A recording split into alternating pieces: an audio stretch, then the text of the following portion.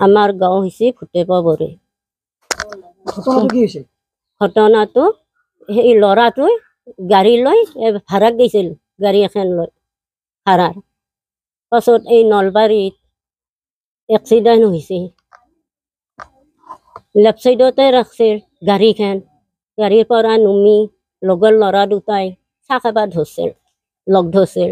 পাছত লগৰ ল'ৰা দুটা ক'লাক মই ভাত খাই আহিছোঁ ঘৰৰ পৰা, মই চাহ খাব নাযাওঁ, যাওঁ তুমি চাহ খাই আহ। পাছত সেই গাড়ীখন ৰাখি তাতে ফোন আহিছে, ফোন কৰিছে।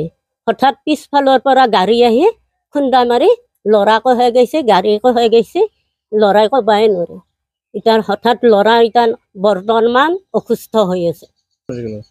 কসমো হস্পিটেল গণেশগুৰি তাতে আছে বৰ্তমান। এতিয়া আমাৰ হাতত একো উপায় নাই, আমি গৰীব মানুহ, ঘৰ দুৱাৰো সেই মাটি বেচবাক লগিও নাই। এতিয়া আমি মুখ্যমন্ত্ৰীৰ পৰা কি সহায় পাওঁ তাকে আমি আশা কৰি আছোঁ। একোৱেই নাই, মোৰ হাতত একোৱেই নাই, মাটি এক খুন্তা নাই এই ভেটিটোক বাদে। মই এতিয়া কি ৰাস্তা দেই সেইখিনি মুখ্যমন্ত্ৰীক মই ক্ষমা ভিক্ষা খুজিছোঁ। আমার গাঁওখনের নাম ফুটেপবরি। গাড়ি লৈ যাওঁতে মুখ্যমন্ত্রী কিবা বানাব নেকি? মুখ্যমন্ত্রী কিবা সহায় দিলে ভালো আছিল।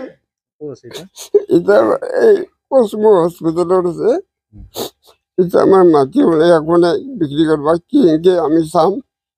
এতিয়া আমাৰ গাঁৱৰ মানুহখিনি অলপ সহায় কৰিছে, গাঁৱৰ মানুহখিনি যথেষ্ট সহায় কৰিছে, খাটছিও।